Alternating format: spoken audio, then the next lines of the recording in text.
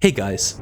Well, it finally happened. Shadow of the Erdtree, the long-awaited DLC for Elden Ring, dropped last week. I've been playing it quite a bit. Not in the marathon sessions that I played Hades 2 in, but I'm about 10 hours in at this point, and I've got a smattering of thoughts and opinions that I'd like to share. But first, if you haven't yet, I'd really love it if you could take a moment to subscribe to the channel. You probably don't know this, but this video here is my 11th of the year, which means I've matched my total video output from last year in just 6 months. I'd love to ride this momentum and get to 1,000 subscribers by the end of this year, so if you've been enjoying the content, I would appreciate it if you could subscribe. Alright, thank you so much. Now let's talk Elden Ring, and spoilers for both the base game and the DLC are ahead. So I've got kind of a weird relationship with this game for a lot of reasons. The first is that, when it first launched, it was all of my second Souls-like experience ever after Ashen. I really enjoyed Ashen, and from learning about the genre, I know that it's one of the more open Souls-likes, but it's a very different beast from Elden Ring, so my experience isn't exactly one-to-one. Ashen is also where some of my terminology about these games come from, so I constantly called the runes Scoria throughout my playthrough. Anyway, that's not important. What is important is that I've never completed the base game. I've gotten as close as you can get, I've made it to Elden Beast, but I've never been motivated to beat it. I find myself discouraged whenever I try. I have beaten some of the other hard bosses, Godskin Duo, Moog, even Melania. I'd like to, at some point, talk about the difference between a boss being hard/challenging and unfair, maybe a cracking Souls, but now's not the time. Besides that though, I've played a lot of this game. I've got over 100 hours in the base game, and I've settled on a mostly glintstone magic build for myself. I'm pretty bad at avoiding damage in all games, so this is a build that allows me to keep my distance. Usually. It's fun. It makes some stuff easier, some stuff way harder, but it overall suits my playstyle. Here's a glimpse at my build going into the DLC.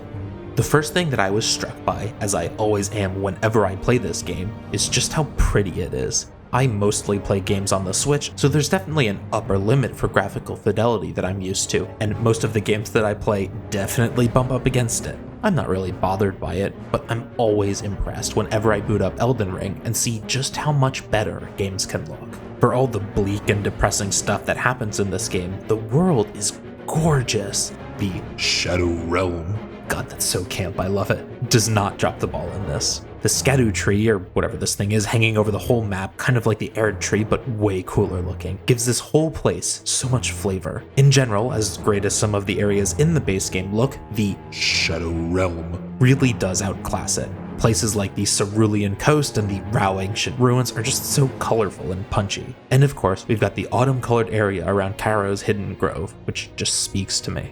But alright, let's get to the actual meat, the gameplay. I've explored a fair bit around the starting area, Gravesite Plains, as well as Belarut, Castle Ensis, and the Cerulean Coast. Right now, I'm exploring Skadu Atlas and have been able to take the teleport to the Rao Ancient Ruins, so I've just started having a look-see there. So far, I found the exploration to be paradoxically more open and more guided than in the base game. Let me explain by taking you through my time in the Shadow Realm thus far. You get dumped into the Gravesite Plains at the very beginning. Gravesite Plains is meaningfully smaller than Limgrave is, you can cross it in just a minute or two. But every single location in and around Gravesite Plains is equally valid. In Limgrave, you can go anywhere, sure, but the closeness and sheer screen presence of Stormvale Castle really draws you in, or at least it drew me in pretty early. I made my way over there, got kicked in the ruins by Margit, and seemingly got ejected back into Limgrave and told to get good.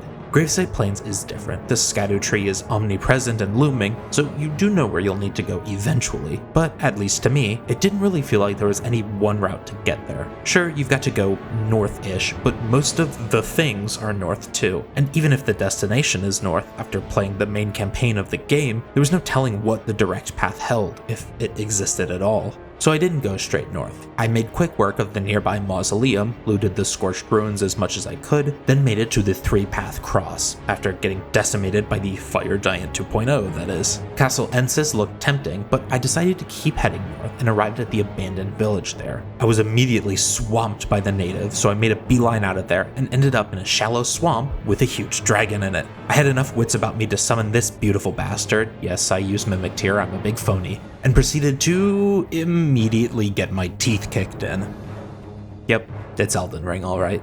It was about here that a friend of mine pointed out that the few Erdtree fragments I'd collected were very powerful. This was good because I hadn't noticed that by going up just to level 2, my defense was almost 50% higher, so I casually explored the other 2 paths out of the 3-path cross to look for Erdtree fragments. I found one on my way into Belarus. This castle town very much reminded me of the pre-burning Lendel, but much more compact. I climbed up the roofs of these buildings, expertly dodged enemies, and came up to the divine beast Va Ballerina, and it didn't go well. As it turns out, it only takes one to tango in the Shadow Realm, and I wasn't the one. See, I was used to the bosses of Elden Ring taking their time to warm up. They'd slowly strut over to me while I summoned my Mimic Tear, drank my Physic, and started casting spells. Moog took so long that I didn't even have to fight him. I used that collectible that nails him to the ground, and then anime laser blasted him before he even got a chance to attack. For better or worse though, the bosses in the Shadow Realm do not do this. Our friend the lion pirouettes his way over to you as soon as you step into the arena. Rolana, the other main boss I've encountered, either casts a spell or just runs straight at you.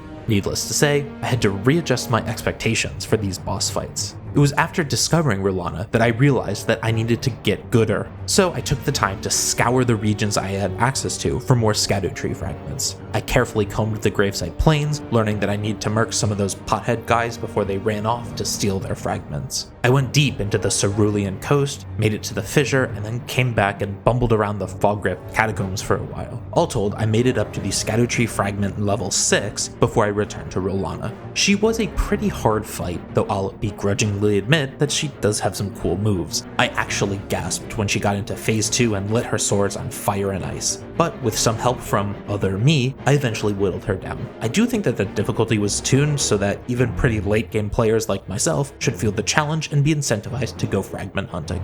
Obviously, this was successful for me. I was feeling a bit confident after Rolana, so I made my way back to Shadow Entei. This was a bit of a slog too, since it has perfect bolt beam coverage, but my double team into Stone Edge was eventually able to net me the badge. This whole process was feeding me in and out of Graveside Plains like a hub, and I found this to be pretty intuitive to work through. The smaller size of the regions meant that I wasn't getting quite so lost as I was in Limgrave or Caelid, but it also wasn't railroading me down a linear path. It was a very happy medium that I enjoyed a lot. And so we meet up with where I am now, Skadu Atlas. I know I've got a lot more to conquer, but I'm excited to press on. I'm enjoying Shadow of the Erdtree quite a bit. I like Elden Ring, but I don't love it, so this was never going to be my favorite experience in the world or anything.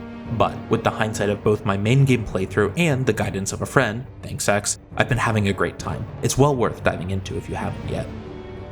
I think I'll wrap it up there. Thanks for watching. I'm working on a few mini reviews of some of the excellent games that have come out over the past couple of months. Get subscribed so you don't miss them. And if you're looking for something to watch now, maybe check out my 1000-Year Door review. It came out pretty good. But that's all I've got for you today, so enjoy your day and take care.